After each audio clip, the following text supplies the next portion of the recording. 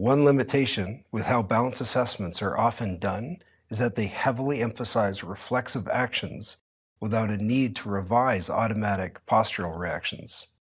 Such an exclusive focus on highly stereotypical reactions would fail to address how we can modify such reactions should the need arise. For example, avoiding an obstacle with a recovery step. The present protocol offers a way to require suppression of automatic yet inappropriate corrective balance reactions and forces selection among alternative action choices to successfully recover balance following postural perturbation.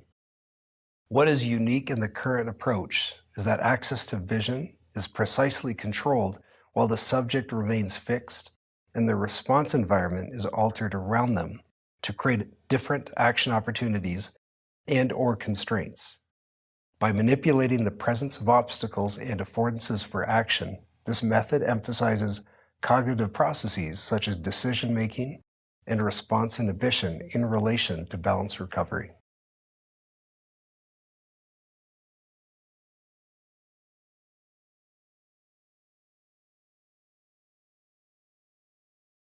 Prior to testing, have the participant provide written informed consent to procedures.